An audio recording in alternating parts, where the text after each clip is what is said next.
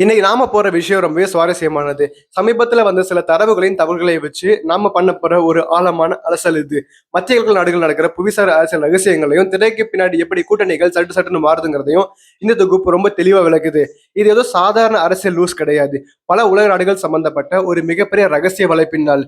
இது எப்படி உலக பொருளாதாரத்தையும், ஏன் நம்ம அன்றாட வாழ்க்கையும் மறைமுகம் பாதிக்குதுன்னு இன்னைக்கு நம்ம டீகோட் பண்ண போறோம். இந்த சிக்கலான விஷயத்துக்குள்ள இறங்குறதுக்கு முன்னாடி இன்னைக்கு நம்ம என்னென்ன பார்க்க போறோம்னு ஒரு குயிக் லுக் விட்டுறலாம். ஒன்னு, ட்ரம்போட ஆச்சரியமூட்டும் மனமாற்றம். 2, ஈரானுக்கு எதிரான ரகசிய கூட்டணி. 3, லெபனான்ல போர் நிறுத்த மாயை. 4, FPV ட்ரோன்கள் மற்றும் ரகசிய போர். 5, சந்தைக்கு கையாளுதல் மற்றும் கலை யதார்த்தம். அப்புறம் கடைசியா 6, ஈரானோட 3 கடுமையான நிபந்தனைகள். இது ஒவ்வொன்றும் ஒன்னோட ஒண்ணு எப்படி கனெக்ட் ஆகுதுன்னு நம்ம பார்க்க போறோம். முதல்ல ட்ரம்போட அந்த ஆச்சரியமூட்டும் மனமாற்றம் பத்தி பார்க்கலாம். வாஷிங்டன்ல குறிப்பா ஈரானோட தலைமை பத்தி சமீபத்தில் நடந்த ஒரு எதிர்பாராத பேச்சு மாற்றத்தை இந்த ஆதாரம் சுட்டி காட்டுது. சமீபத்தில் நடந்த ஒரு பிரஸ் மீட்ல டொனால்ட் ட்ரம்ப் சொன்ன ஒரு விஷயம் பல அரசியல் விமர்சகர்களையே தலை சுற்ற வச்சிருக்கு. ஈரானோட உச்ச தலைவரை சந்திக்க தனக்கு விருப்பம் இருக்கிறதாகவும், அவரை சந்திக்கிறத நான் பெருமையா நினைப்பேன் அப்படின்னு அவர் சொல்லியிருக்காரு. அமெரிக்காவோட இந்த வெளியுறவு கொள்கையில இது எவ்வளவு பெரிய சட்டும் எதிர்பார்க்காத ஒரு மாற்றம்னு இந்த சோர்ஸ் ரொம்ப ஆச்சரியமா குறிப்பிடுது. ஆனா இங்கதான் ஒரு மிகப்பெரிய முரண்பாட்டை நம்ம கவனிக்கணும். இப்ப ட்ரம்ப் ஈரானோட உச்ச தலைவர் கமேனியை சந்திக்க ரொம்பவே ஆர்வமா இருக்காரு. ஆனா இந்த ஆதாரம் உறுதியா முன்வைக்கிற ஒரு வாதம் என்னன்னா, இதே ட்ரம்ப் தான் போரோட முதல் நாள்ல உச்ச தலைவரோட அப்பாவை கொன்னதா ஒரு காலத்துல பெருமையா சொல்லிக்கிட்டாரு. நேர்மாறான இந்த 2 நிலைப்பாடுகளுக்கும் பின்னால இருக்க அரசியல் கணக்குகளை இந்த தரவுகள் ரொம்பவே ஆழவா அலசுது. அடுத்த கட்டத்துக்கு போவோம். ஈரானுக்கு எதிரான ரகசிய கூட்டணி இது எப்படி உருவாகுதுன்னு பார்க்கலாம். இது வெறும் 2 நாடுகளுக்கு இடையிலான பிரச்சனை மட்டும் கிடையாதுங்கிறத இந்த ஆதாரம் எப்படி மேப் பண்ணுதுன்னு கவனிங்க. இங்க ரொம்பவே இன்ட்ரெஸ்டிங்கான விஷயம் என்ன தெரியுமா? CNN, ஃபாஸ்ட் நியூஸ் மாதிரியான நிறுவனங்கள் தரவுகளை வச்சு பார்க்கும்போது பல நாடுகள் இஸ்ரேலுக்கும் அமெரிக்காவுக்கும் எப்படி ரகசியமா உதவி செஞ்சிருக்குன்னு இந்த ஆதாரம் விலாவதியா சொல்லுது.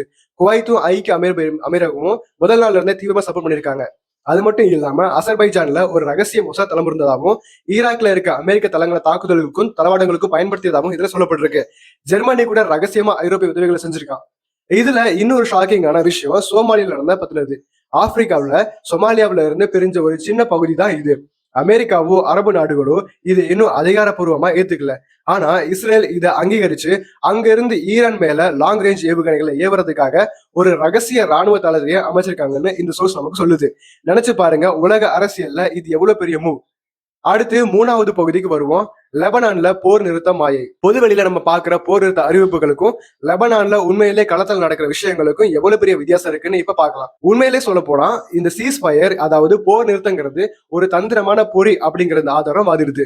அமெரிக்காவோட ஃபண்டிங் வாங்குற லெபனான் அரசாங்கமும் இஸ்ரேலும் சேர்ந்து ஹெஸ்புல்லா படையினரை நிராயுத பாணி ஆக்கிறதுக்காக போட்ட பிளான் தான் இதுன்னு சொல்லப்படுது. ஒரு பக்கம் இஸ்ரேல் தெற்கு லெபனான் மேல தொடர்ந்து அட்டாக் பண்ணிட்டே இருக்காங்க. அதனால ஹெஸ்புல்லாங்கிற போர் நிறுத்த உடன்படிக்கையை கொஞ்சம் கூட ஏத்துக்காம முற்றிலும் நிராகரிச்சுட்டாங்கன்னு இந்த ஆதாரம் குறிப்பிடுது.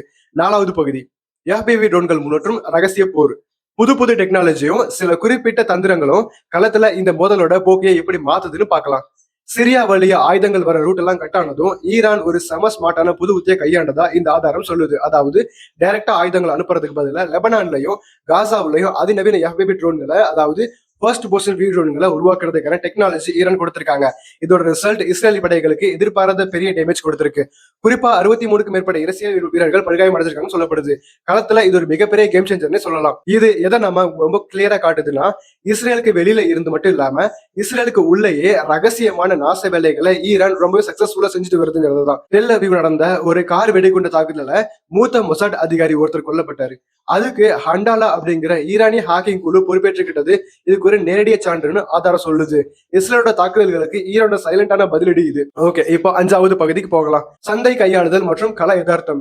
அமெரிக்காவோட பேச்சுகளுக்கும் களத்துல உண்மையாவே நடக்கிற போருக்கும் ஏன் கொஞ்சம் கூட சம்பந்தமே இல்லைன்னு இந்த சோர்ஸ் எப்படி அனலைஸ் பண்ணுதுன்னு பாருங்க. இப்ப நம்ம மைண்ட்ல வர கேள்வி இதுதான். அமெரிக்கா உலகத்திலே மிக பவர்ஃபுல் நாடுன்னா ட்ரம்ப் மாதிரியான தலைவர்களோட பேச்சுல ஏன் சட்டுன்னு இந்த திடீர் மாற்றம்? இந்த கேள்விக்கான விட அப்படியே நம்ம கவனத்தை உள்நாட்டு அரசியல் அழுத்தங்கள் பக்கமும் உலகளாவிய பங்குச்சந்தை கையாளுதல் பத்தியும் திருப்புது. ட்ரம்போட அந்த அட்மோஷமான பேச்சுகளும் இஸ்ரேல் பிரதமர் நெதன்யாகுவுக்கும் அவருக்கு நடுவுல இருக்கிறதா சொல்லப்படுற கருத்து வேறுபாடுகளும் இது எல்லாமே ஜஸ்ட் ஒரு ஸ்ட்ராட்டஜி தான் இந்த ஆதாரம் நமக்கு ஆணித்தரமா சொல்லுது.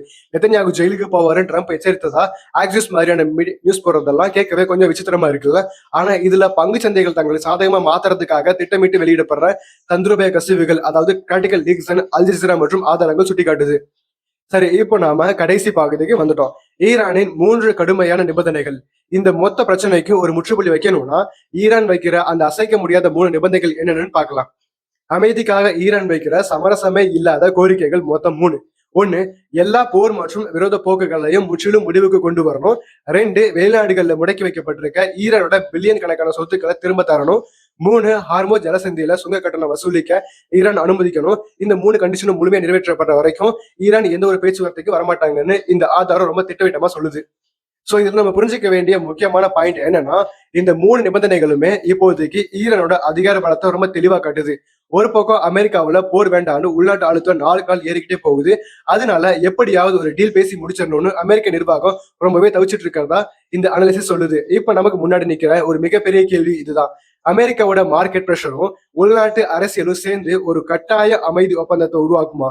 இல்ல இதை தாண்டி ஒரு மிகப்பெரிய பிராந்திய போர் வெடிக்கிறது தவிர்க்க முடியாத ஒண்ணா மாறுமா? ஒரு பக்கம் அமெரிக்காவோட தந்திரங்கள், இன்னொரு பக்கம் ஈரானோட கடுமையான நிபந்தனைகள். இது 2க்கு நடுவுல நடக்கிற இந்த இழுபறி அடுத்து என்ன நடக்குங்கிற ஒரு மிகப்பெரிய எதிர்பார்ப்பை நமக்கு ஏற்படுத்துது.